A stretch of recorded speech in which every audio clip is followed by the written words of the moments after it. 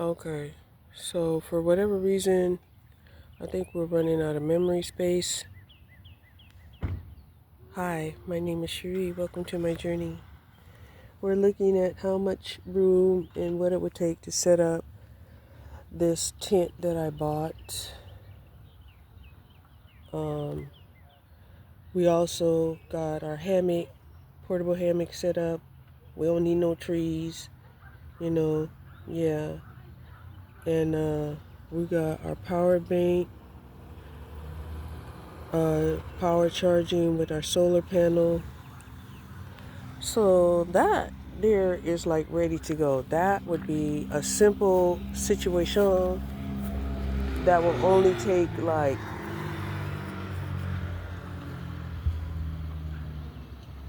10 minutes to get everything out of the car and set up and ready to go. Um, Now I'm thinking I was thinking I wanted to practice setting up this tent before going out somewhere, but because it seems like the tent is kind of big, you know, 16 by 8, right? 16 by 8 in my mind is really big, and that, pulling it out just to push it, take it down and put it back in is not what I'm going to do today. That I was thinking maybe I could do it, right? Especially since um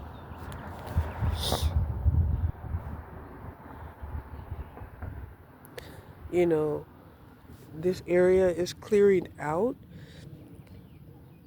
and it's probably I still probably have at least an hour and a half of sunlight.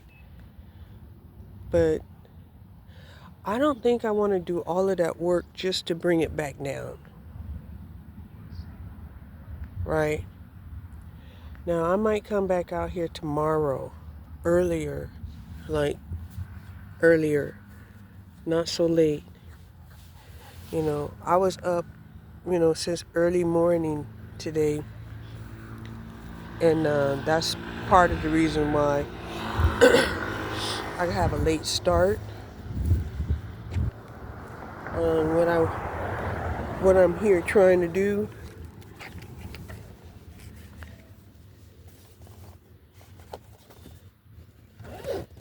So here's the thing. I'm also wondering if I should just use some ties for my window coverings, because the glue wasn't really sticking, and they only stuck for a little while.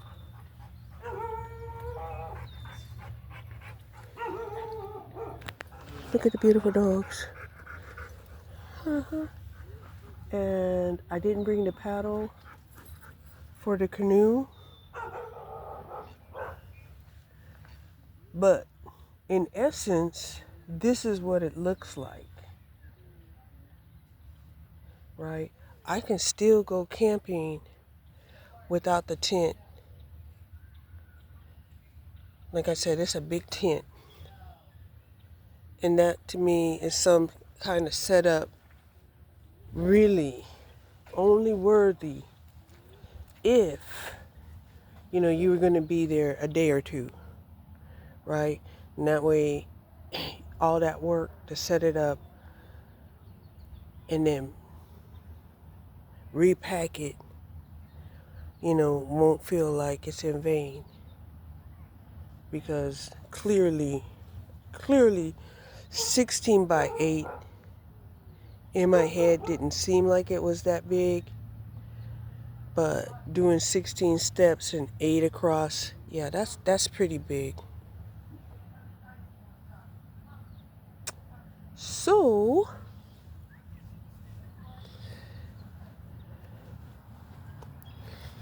let's see, hold on. So, I like the way this portable panel is indeed portable. Light just folds up. Okay? And yeah, at least I got that part right.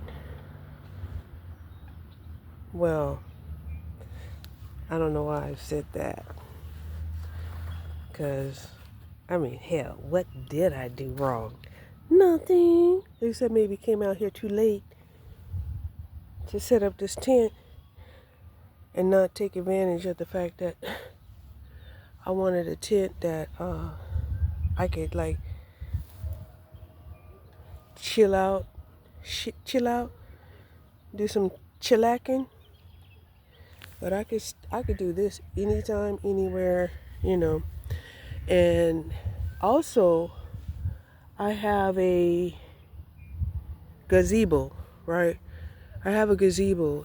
Like, say for instance, I'm just gonna do car camping, and I could use the gazebo, you know, for, like, say I don't want to really be out in the sun, but I want to be outside. I could still use the gazebo, to give me some shelter, right? And let me see, do they have a picnic table over here? Well, I know they have picnic tables a little further in some areas where they have picnic tables. I don't think they have like little holes for umbrellas, but I do have like a portable umbrella stand, right? Where, it's heavy, but you can still, port it, right? And you can, use your own, like, um, umbrella. And I have an umbrella where I can put a mesh over it, right? And, you don't have to worry about the mosquitoes.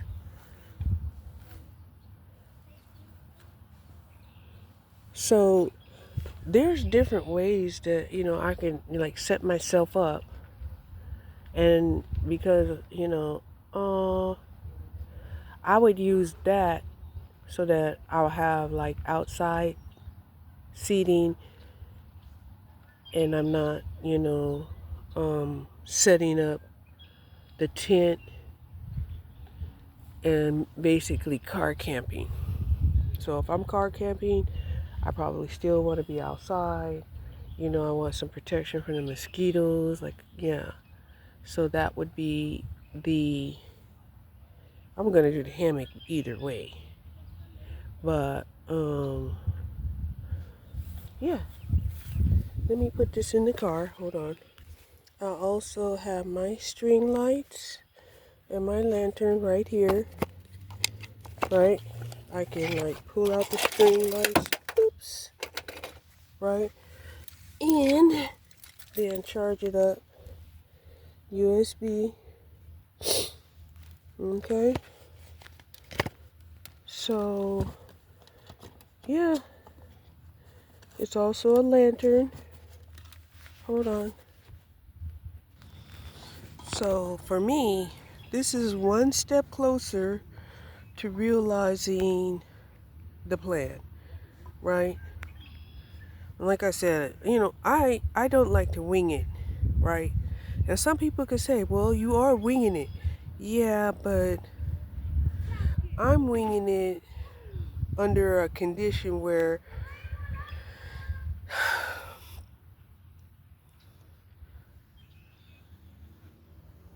the winging process is only part of the preparation, right?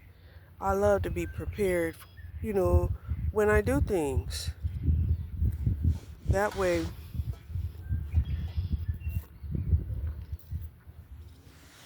even if there is, some mishaps, you know, the difference between the mishap and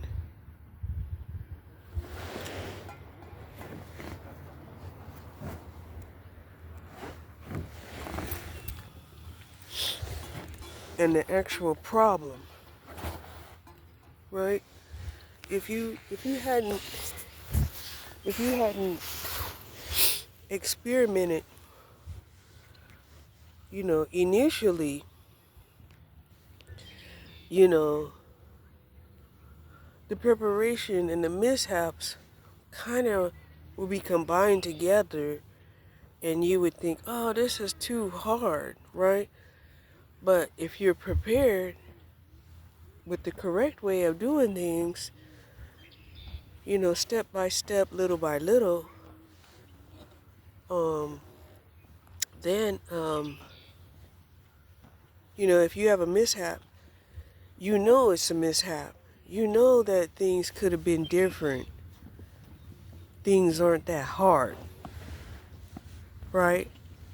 But if you don't know, then you could attach something that's hard to part of the preparation when actually it's not.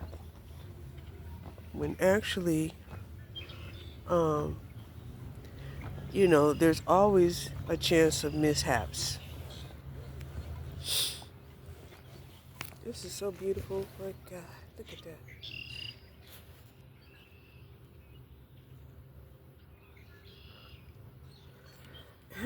And those little boys are over there fishing. Like I said, you know, it just seems like,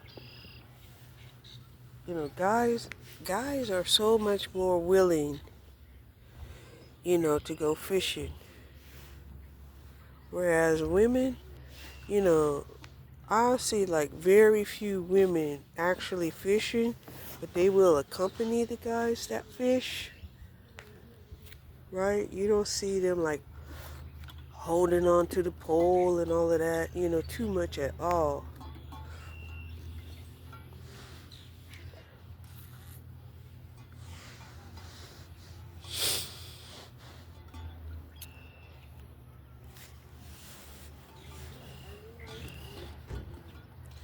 And women need to realize that their life is more stressful than ever. Having to be superwoman and everything.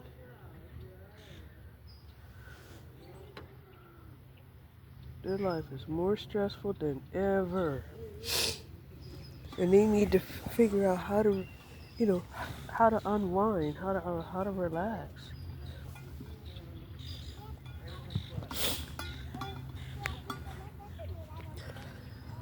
You know, I mean, sure, you have your momentary, releases, but sometimes, you're gonna need to like just shit.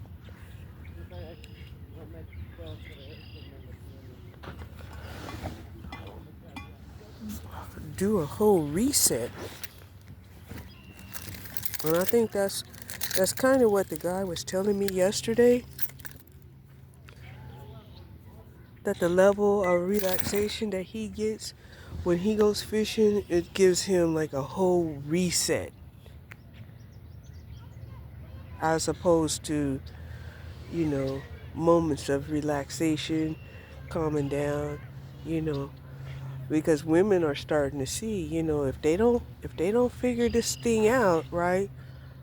A lot of them have that, these unknown silent, diseases like diabetes and high blood pressure. And yeah, I was listening to this one guy,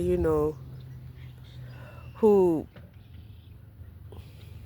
got rebellious, right? He got rebellious. He was like, he thought he was gonna quit his job, right? And I don't know what he was planning on doing. Maybe it was van life. Maybe it was a travel content creator. Maybe it was, living in a foreign land. You know, who knows what, his intent was when he had actually quit his job.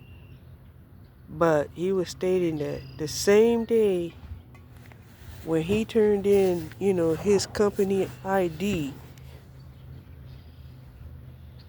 he had got a medical diagnosis. I know he was like, what the hell? Right? Because when you leave your job,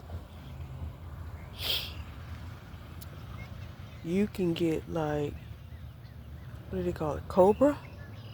Cobra is expensive as hell, right? Especially say you work in a job where either the company's paying for it or the company's paying for most of it. You're only paying like $50 a month or something, you know. And now, you trying to do Cobra, and you find out that the company had been paying $1,000, $1,200 towards your medical, and you're like, what? If they're paying $1,000, $1,200 for my medical, how come it's costing me $150 just to go to a specialist appointment, and $75 just for an office visit? And yeah,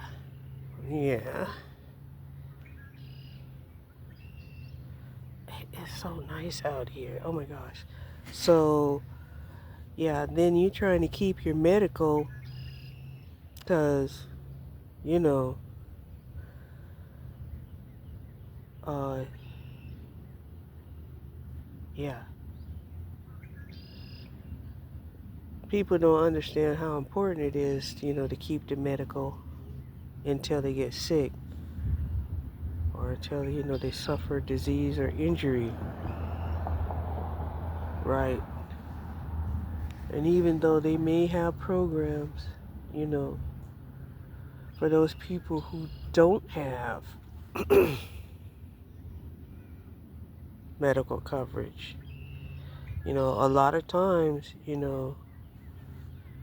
they're put on these long waiting lists, to get that coverage. And then in the meantime, right, they just had to bite the debt that they incurred, right? And sure, you don't have the ability to pay, but you're not on a program that waives, you from paying it. Yeah, that's two different things, right? And we can't plan, to get sick. I mean, who in their right mind would even plan to get sick? Okay? They would probably be thinking like, oh my God, it's spider season, y'all. I see so many spiders parachuting in the sky. It's unbelievable. Yeah.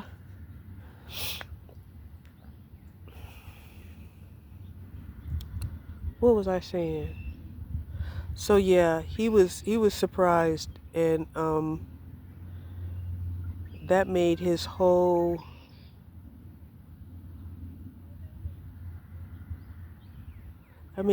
journey take a mental detour, maybe a financial detour, because I think I think your medical stays in effect for like 30 days after your employment, and then you have 30 days to get the Cobra or find your own, something like that. Okay? But damn, I know when I lost my job and they was telling me that my Cobra would cost me like $1,200 a month, I was just floored. I was like, what the hell?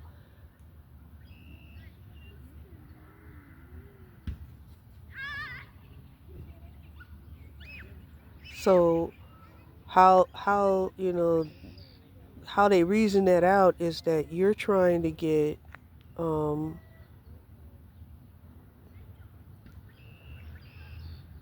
like the same kind of coverage that the company provides, which the company provides, I don't know if it's a big corporation like AT&T, which that's was mine, right? They have like like a whole different coverage rate for 1,000 or more, right?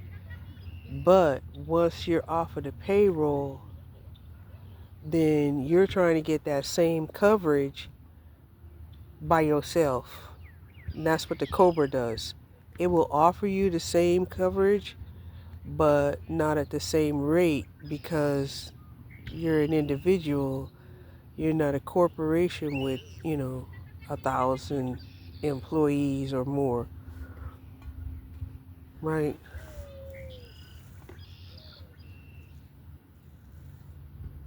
So, yeah, there's cobwebs all over the place, floating all over the sky. I don't know if you can see that cobweb down there. That's just one. Most of them are up in the sky that I'm sitting up here looking at.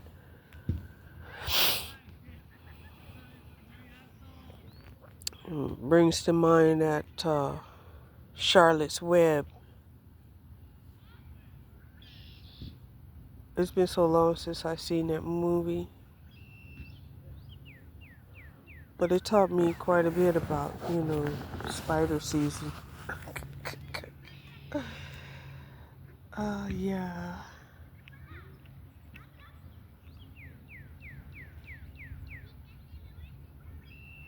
So anyway,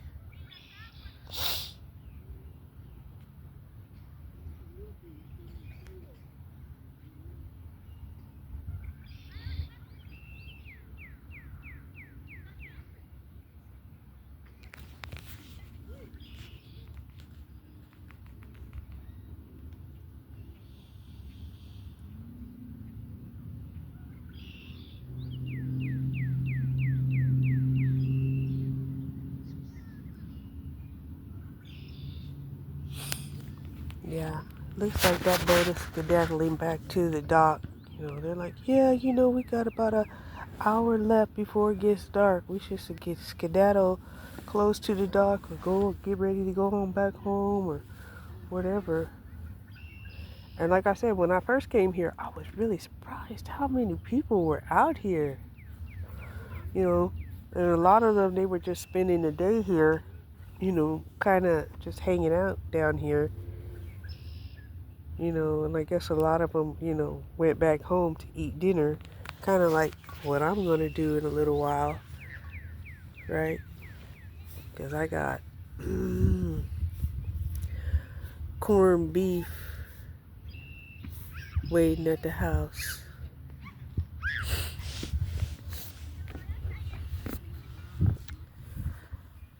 Yeah. So if I get out early tomorrow, which I'm not sure if I get out early tomorrow, just depends on how much I sleep tonight. Because last night I didn't sleep very much. Right, I woke up about 2:30, and I stayed awake until about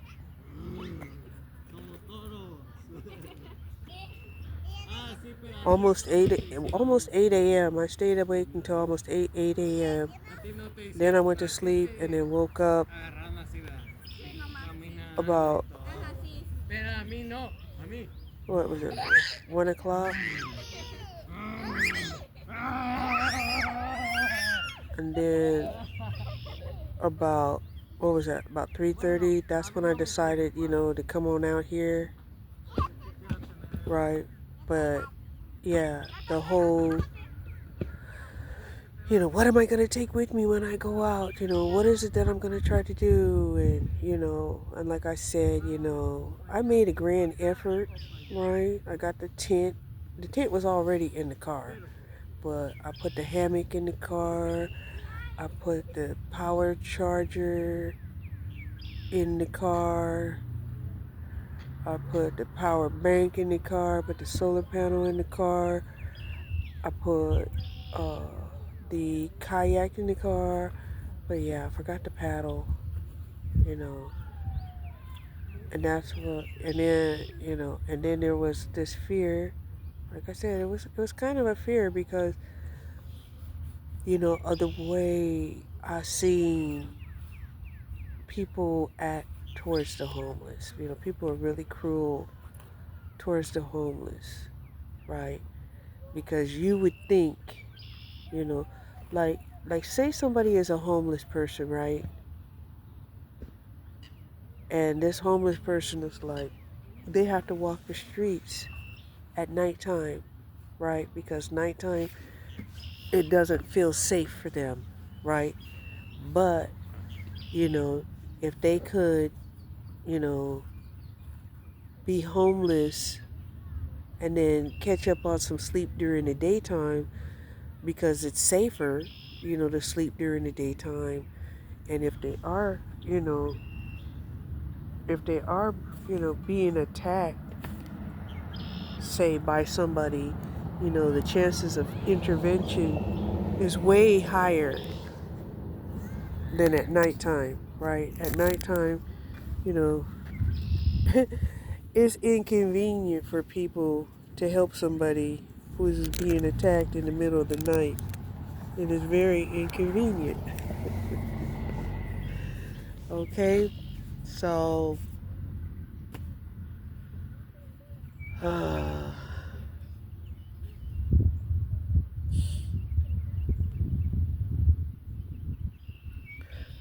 so even though I'm tempted to go buy some more milk because I ran out of milk today, and I don't even have, I don't think I even have a coffee protein drink. So I'm thinking if I don't have that in the morning when I wake up, I'll probably get up and get out just to go get me some. Okay.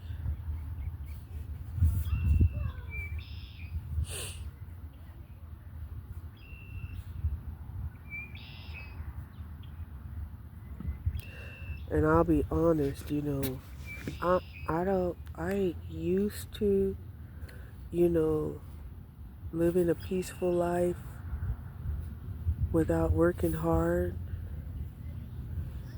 and you know, it's taken me a while,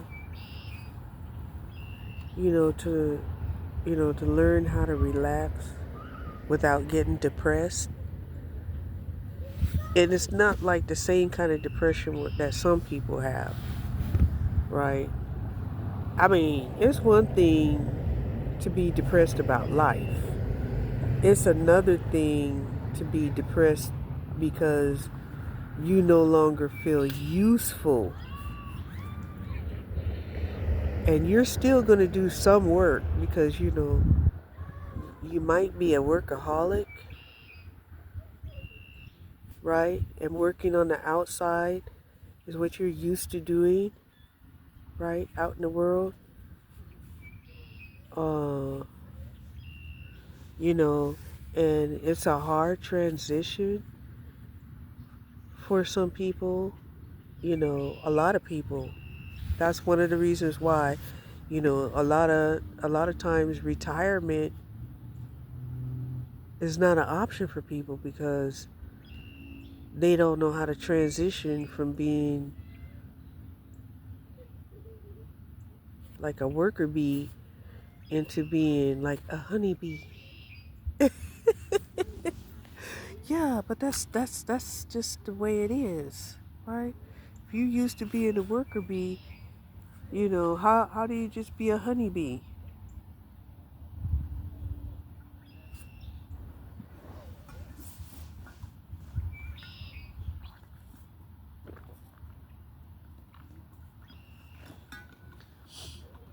And then just like I'm sitting here, right? I'm sitting here.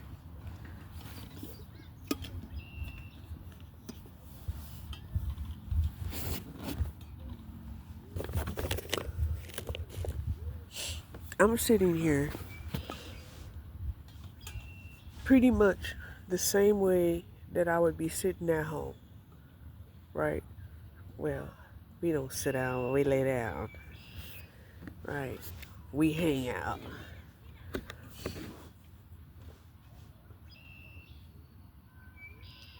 But yeah, I'd be laying around the house watching YouTube, right? One of these days, I'm going to really need to take the time out and learn how to edit. Man, if I knew how to edit,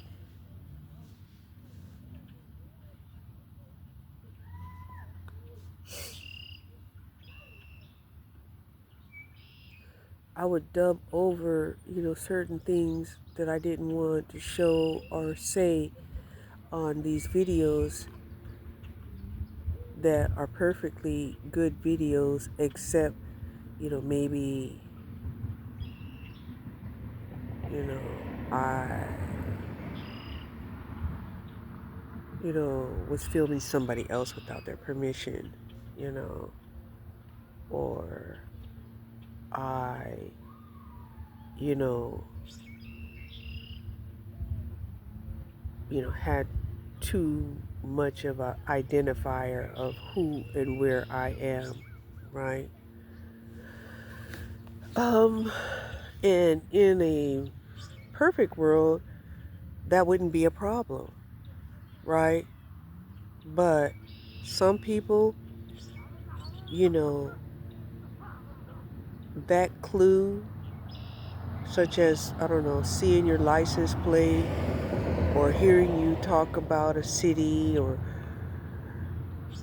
where you live, or and I've watched people talk like that, like they're afraid, to talk about this particular campground until after they left that campground because they didn't want people just showing up. And I'm like, what is wrong with these people?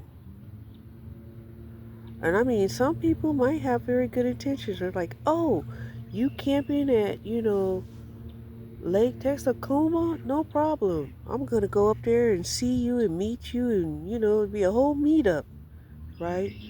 But other people, you don't know what their intentions are,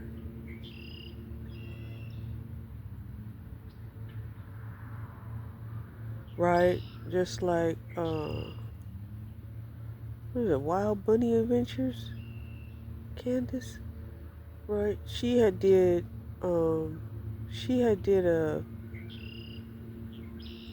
a stealth camping. Now, when she stealth camps, a lot of times, she'll stealth camp, you know, out outside, right? And um, it seemed like it's becoming increasingly dangerous for her, right? Because a little before she had stealth camp, and it seemed like she was seen, right? But they didn't bother her. But the next thing you know, she ended up, having to get her vehicle towed and put into the shop, right? And of course, my mind was, yeah, somebody sabotaged her vehicle. They seen her. They know she's out here, right? And I think, I think you can take a picture of somebody and Google them and see, what where they show up. They might show up on a YouTube channel. They might show up on an Instagram channel. They might show up, as a business owner. For sure, for sure. If you can do that with a product, you could probably also do that with, somebody's photograph. I haven't tried to do it, but I did Google my name. And even though my name came up, on non-related things to myself, right? There was some things that did, identify me. I'm like, okay, you know, this is the world we live in, right?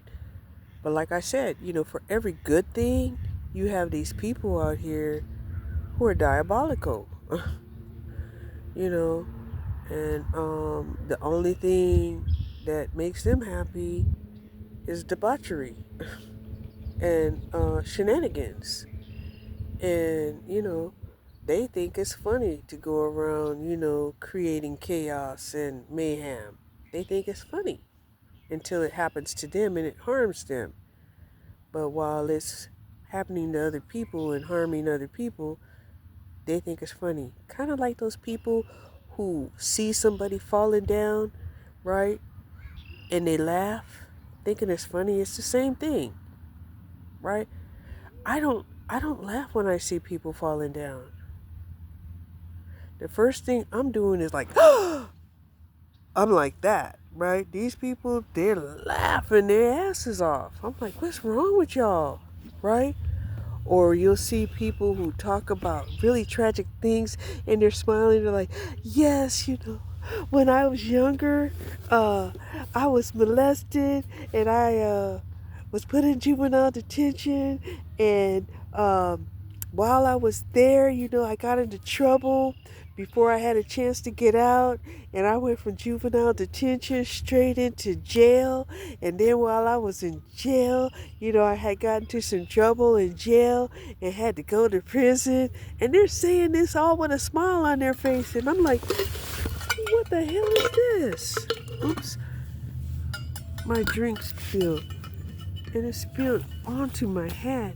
Damn it.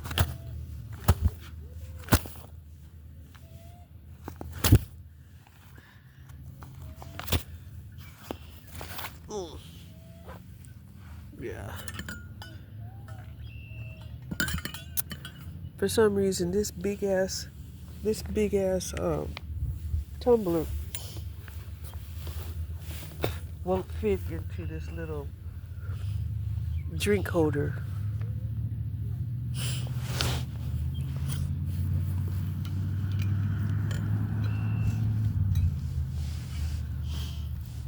I don't know why I set it down.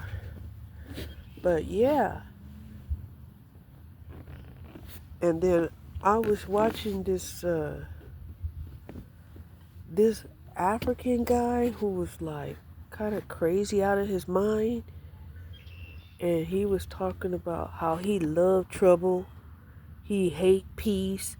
And he would go around there chasing folks and, just crazy stuff like that. And I'm like, what? That was over there.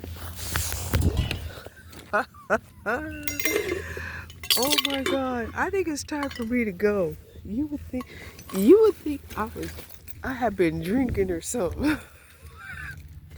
But I'm on the slope and I was way down here, right? And anyway, it kind of tipped like this and threw me out of the hammock and spilled my drink.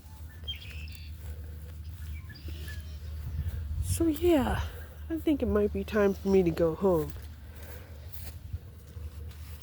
Because the gravity is real out here. Hold on. Okay, we just used the restroom here. It did have running water, so that was good. They didn't have soap in the soap dispenser, and the hand blow dryer wasn't working. But it was still nice to have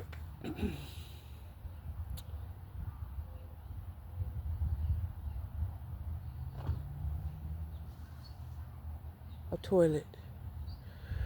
And now that I see a lot of people who are walking up this road right here, even though it's closed off, they're walking up there to go and do some, I guess, nighttime fishing. Or they're going back home.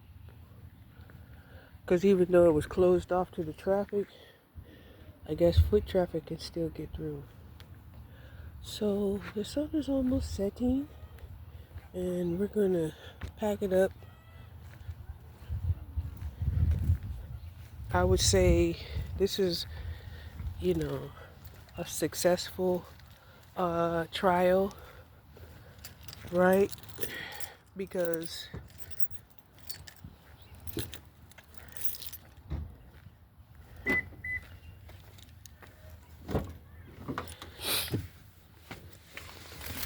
we don't know what kind of mistakes we might make. Like trying to kayak without a paddle is ridiculous. I got the kayak in here and I got the air compressor to blow it up, right? Because it's a blow up kayak and inflatable kayak. But I didn't bring the paddle, so no need in even trying to do that. I didn't even try to do the fishing thing because I ain't got no bait or nothing like that, Plus, I didn't want to go fishing, right? I would just be fishing and releasing, right? Because I ain't gonna catch it and kill it and gut it and bring it home. I wasn't ready for all of that. Not yet. Maybe I will be, but not yet.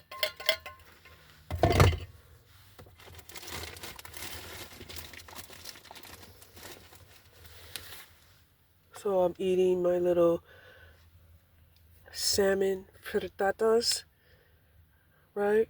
They're like egg frittatas, but salmon in. Look at these kids. Aren't they beautiful?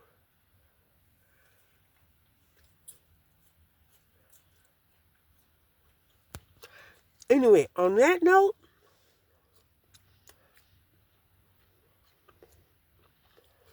sun is setting really fast, and the temperature has definitely dropped.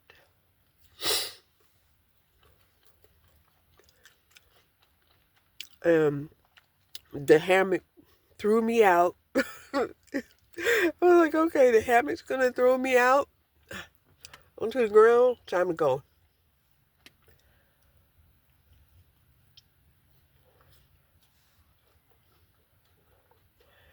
So I'm glad I brought me something to eat.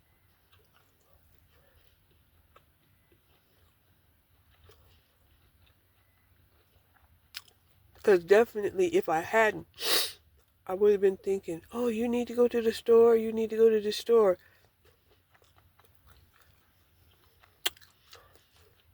When actually, I don't need to go to the store. I was just hungry.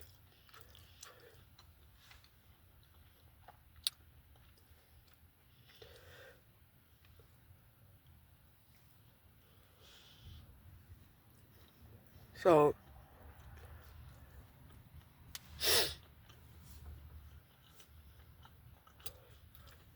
I don't know if I'm going to leave this stuff in the car. I'm trying to do the same thing tomorrow.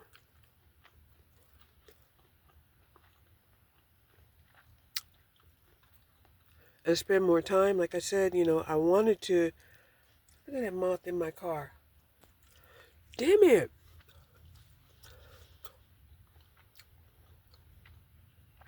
I probably would have tried to do the tent, right? But I didn't want to just set it up and then have to take it down. Right? And I was feeling kind of anxious because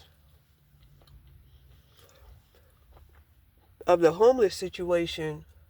It's gotten so bad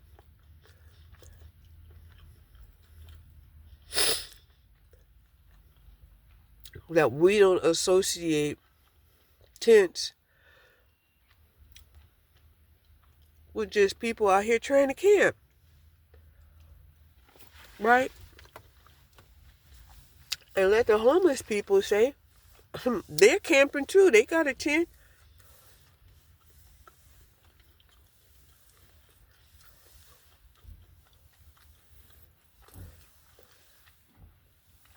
And I even had to ponder the difference, well, is there a difference me throwing up this tent in the daytime as opposed to, camping overnight? Now, a lot of parks will say they're open, I think, until 8 p.m. So, I might try to, do a campground that will let me camp at least until 8 p.m. so I can try out my tent. 16 by 8 and 72 inches tall seems pretty big to me now that I'm actually considering setting it up.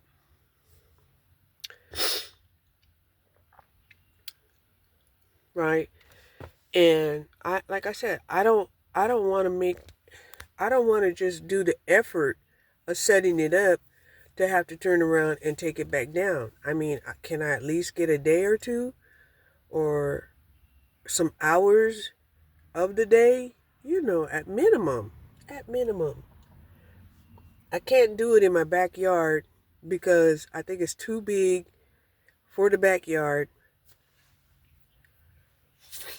And the pitties will tear it up. Everything I touch and put it in the backyard, the baby pitty, goes right after it. It could be flowers. If I plant a flower, the baby pitty will go and dig up those flowers that I touched. For whatever reason, I don't know.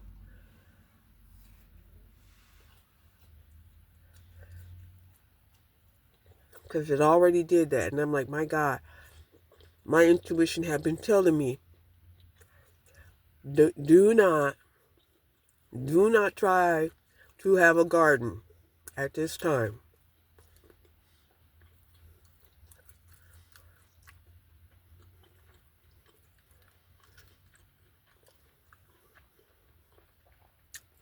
Because you'll be disappointed in the pitty, and you might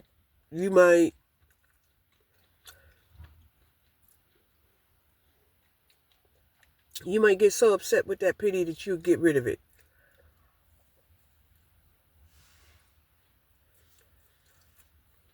Now, that pitty believes that it's at home, and the thought of me getting rid of it never crosses its mind. Right? And I have to remind myself when this pitty was just a puppy.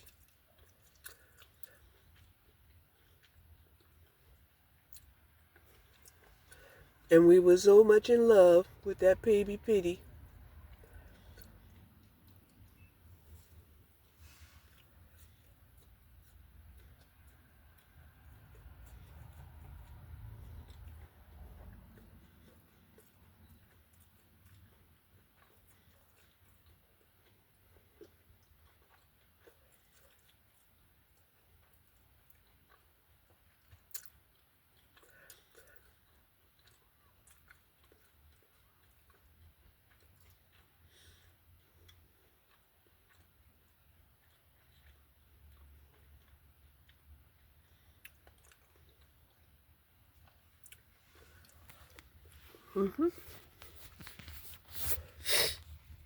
I love the way the sun